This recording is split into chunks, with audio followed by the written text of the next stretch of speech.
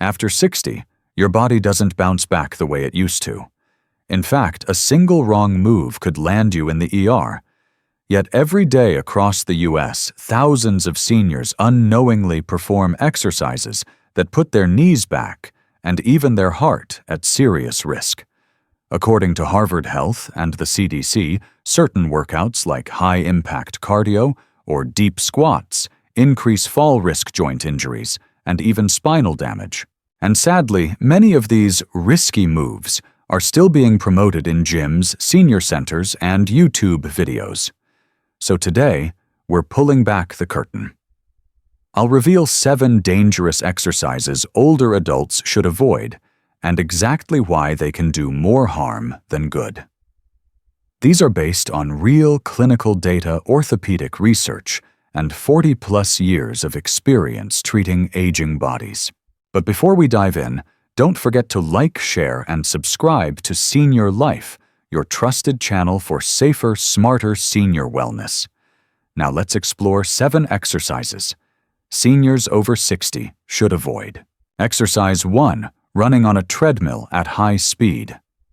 Running fast on a treadmill after 60. It's not just risky. It could quietly be setting you up for a fall, a fracture, or even permanent mobility loss. As a physician who's spent over 4 decades working with aging adults, I get it. Many seniors still feel strong. They want to stay active, and that's a good thing. But here's the truth. Staying active doesn't mean staying reckless, especially on a machine like a treadmill, where one wrong move can have devastating consequences. A study from Harvard Health Publishing reported that high treadmill speeds significantly increase fall risk in adults over 65, particularly those with arthritis, neuropathy, or balance issues. Falls are already the leading cause of injury and death among seniors in the U.S., according to the CDC. The stats are alarming. Seniors have a 1 in 4 chance of falling each year CDC. After age 65, a fall quadruples your risk of hip fracture. A hip fracture leads to hospitalization in 95% of cases, and 1 in 5 seniors will die within a year due to complications. And most of these falls don't happen outside on icy sidewalks. They happen at home, often on treadmills, or during routine indoor activity. Let's take a closer look at treadmills.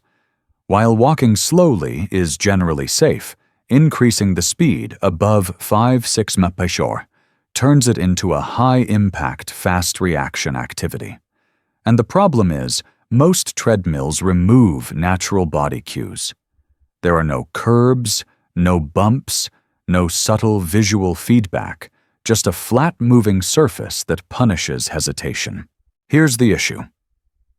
As we age, the brain's vestibular system, which controls balance, starts to decline. Vision worsens.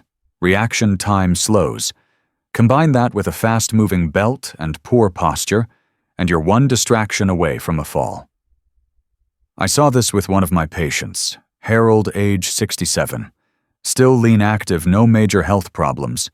He'd been running 5 mph daily for years, until one day he slipped mid-stride, broke his wrist trying to catch himself, and needed shoulder surgery from the fall.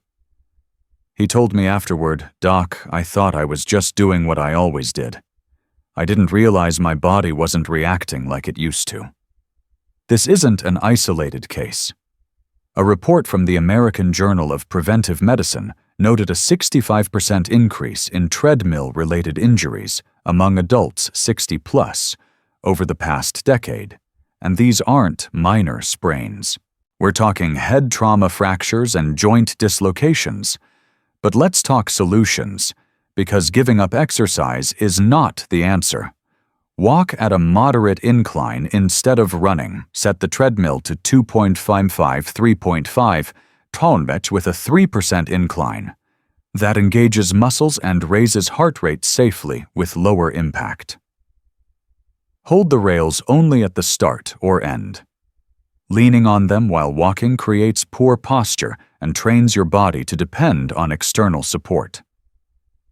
Try split sessions. Do 10 to 15 minutes of treadmill walking, then switch to off-machine exercises like standing leg lifts, resistance bands, or gentle stretching. Don't skip warm-ups and cool-downs. Stiff joints and cold muscles increase your risk of injury. Spend 3 to 5 minutes warming up before walking and stretch after. Reassess your shoes. Treadmill shoes should have strong heel support, low slip risk, and 0 worn treads. Seniors often forget to replace shoes regularly. This matters. Alternate with outdoor walking. Your eyes, brain, and feet benefit from varied surfaces. Even walking at a mall or on grass helps retrain balance reflexes that treadmills ignore. Exercise 2 sit-ups. I've treated seniors for over 40 years, and one of the most common sources of long-term back pain I see repeated sit-ups, especially the old-school kind done by people who thought they were keeping their core strong. Let me be clear, strengthening your core is important. But not all core exercises are created equal, and sit-ups come with hidden risks, particularly for aging adults. According to the American Council on Exercise ACE, traditional sit-ups and crunches place excessive pressure on the cervical spine, your neck, and the lumbar spine, your lower back. They compress the vertebrae and can gradually wear down the discs, especially if you're doing them on hard surfaces or with bad form. A study published in the Journal of Orthopedic and Sports Physical Therapy found that repetitive spinal flexion, like what happens during sit-ups, increases the risk of herniated discs, especially in older adults whose discs are already dehydrated and fragile due to age. One of my patients, Barbara, 66, came in complaining of burning lower back pain after she joined a Silver Abs Challenge at her local gym. She was doing 50 crunches a day for 3 weeks straight.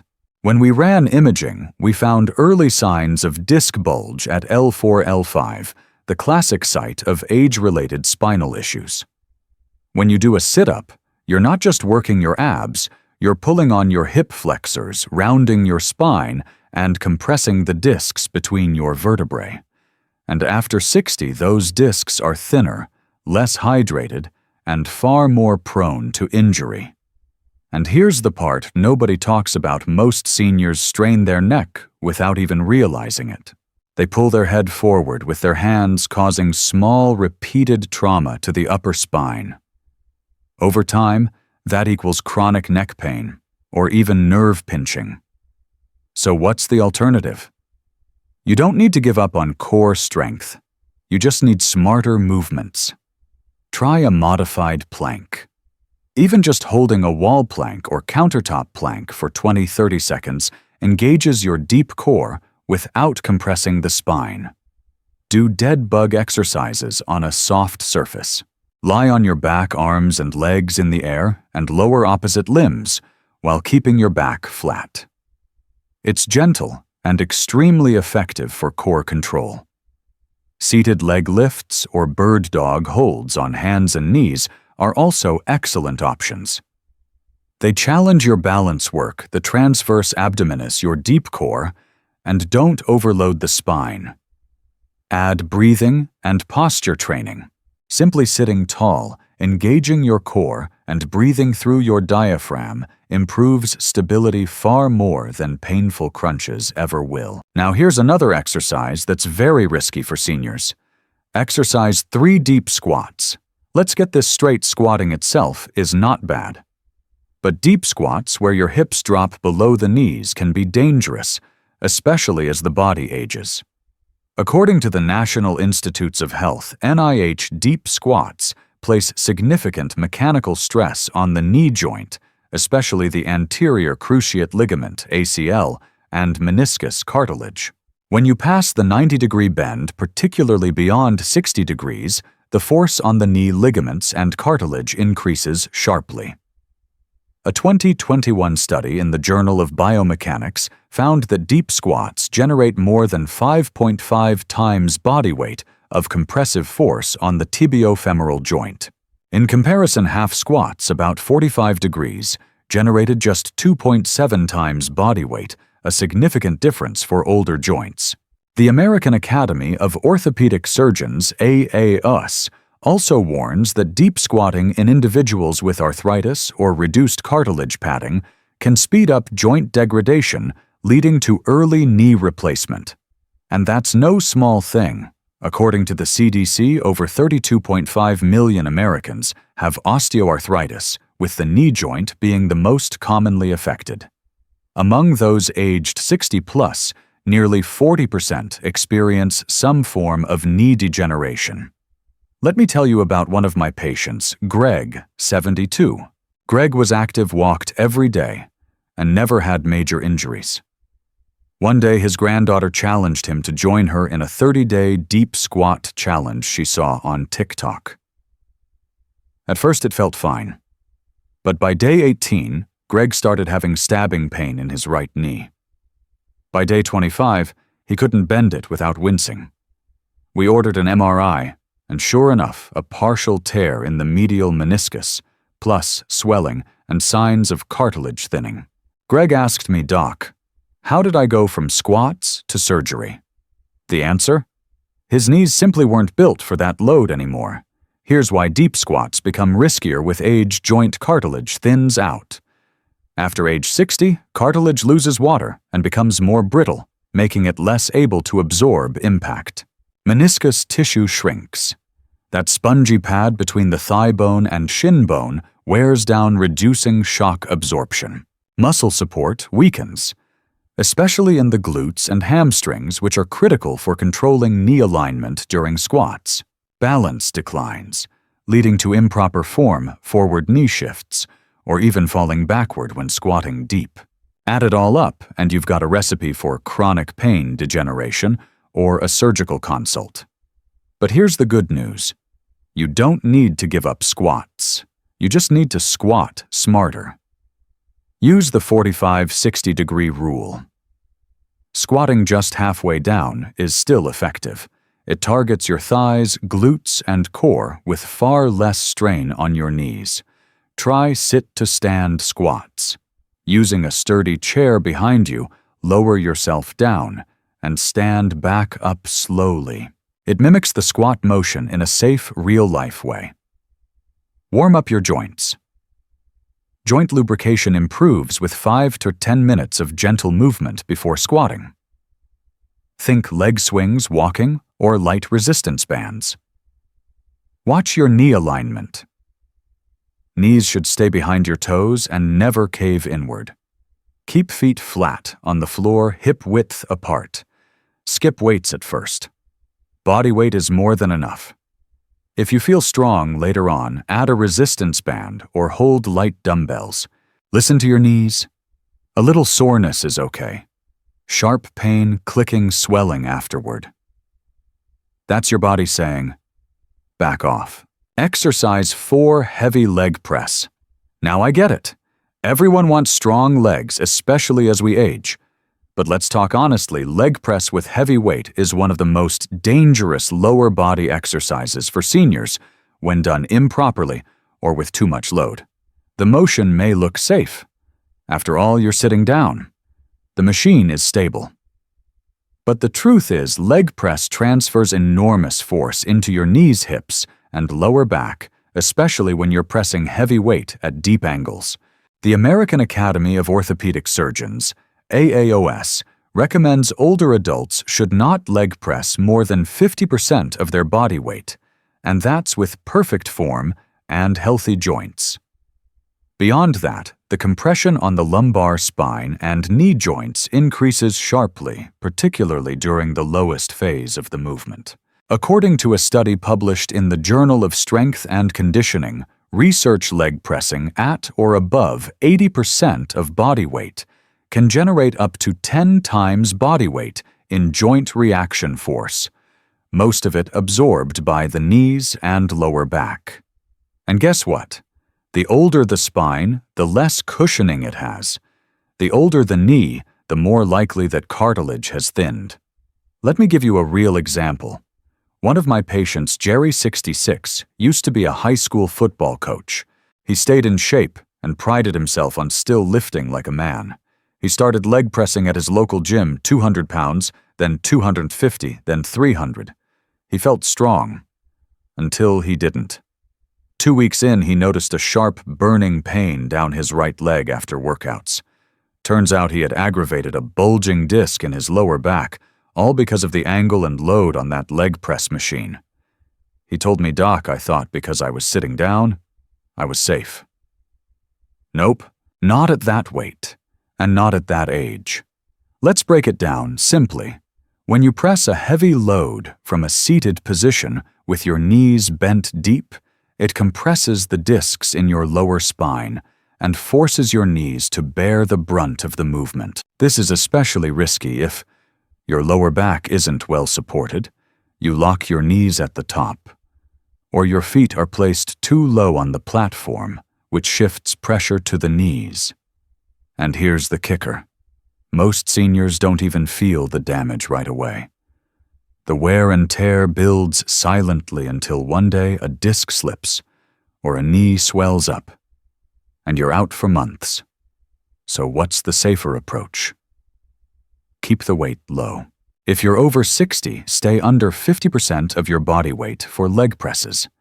Even 30–40% is plenty to build strength without harm. Limit your range of motion. Don't let your knees come too close to your chest. It rounds your lower back and spikes pressure. Keep your feet high and wide. A wider stance with feet higher on the platform distributes pressure across hips and glutes, not just knees. Slow, controlled reps.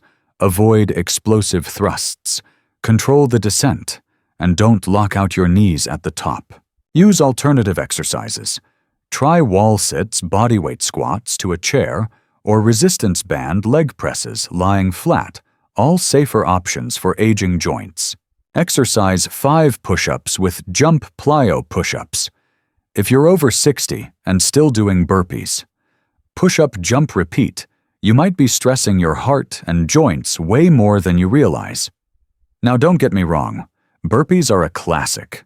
They work your whole body, no equipment needed, great for burning calories. But let me be real with you. They're also one of the most intense and high-impact movements in the fitness world, and they're not designed for older joints, slower reflexes, or aging hearts. According to Johns Hopkins medicine, explosive exercises like burpees can trigger sudden spikes in blood pressure and heart rate, especially in older adults with hidden cardiovascular issues. Not only that, the fast transitions from floor to jump put people at high risk of dizziness, missteps, or even falls, especially if they have arthritis, poor balance, or joint degeneration. A study published in the Journal of Aging and Physical Activity found that dynamic full-body movements like burpees led to a 42% higher fall risk in older adults compared to controlled bodyweight exercises. And the more tired you get, the worse your form gets. That's when the injuries start. Burpees involve a fast drop to a push-up, a quick thrust back to standing, and an explosive jump into the air. That's 3 impact-heavy moves in one, performed rapidly, usually for time. Now imagine doing that with slower reaction times, stiffer joints, weaker cardiovascular recovery. Or previous injuries. Your body simply can't adjust as quickly as it used to, and forcing it to try can trigger a cascade of problems. Not just falls or twisted knees, but also heart palpitations, blood pressure spikes, and severe joint inflammation. So what should you do instead? Break the movement into parts. Do slow push-ups on an elevated surface. Step back instead of jumping. Rise gently instead of jumping. Try a no-jump version. Step back into a plank hold for a breath, then step forward and stand. Still gets the heart rate up with far less stress. Add balance work instead of speed. Lunges, squats to a chair, or side steps with light weights improve coordination without the fall risk. Watch your heart rate. If you feel dizzy, breathless, or your pulse is racing, stop. That's your body saying it needs a slower pace. Listen to your joints. If your knees, wrists, or back feel sore after or during, it's time to scale back. Let's move on to exercise 6, holding a plank for too long over 1 minute. In fact, according to the Cleveland Clinic, holding a plank longer than your body can handle often leads to wrist and shoulder strain, neck compression, and that shaky, trembling feeling, which means your form is breaking down. And once your form breaks, that core strengthening, move quickly, becomes a recipe for injury.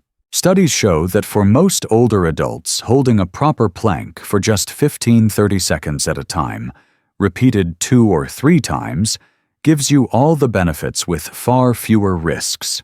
Let me share the story of my patient Frank, 70 years old. Frank is in great shape for his age. He walks every day, does resistance band training, and loves staying active. One day he read an online article claiming that 5-minute planks are the ultimate test of core strength. So he tried, made it to 90 seconds before his arms gave out, and the next day he came in with shoulder pain and a stiff neck. We ran some checks and found inflammation around the rotator cuff and early signs of cervical strain. Frank looked at me and said, "I thought I was building strength. Turns out I was just grinding through pain." So what's actually happening during long planks? When you hold a plank too long, your shoulder muscles get over-fatigued. Your upper traps start to tense up, pulling your neck forward. And your core lets go, forcing other areas to compensate.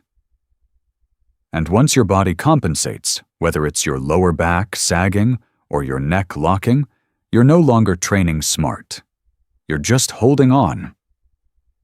Worse, for people over 60, disc dehydration and shoulder wear and tear are already common. Pushing through long static holds only makes those issues worse.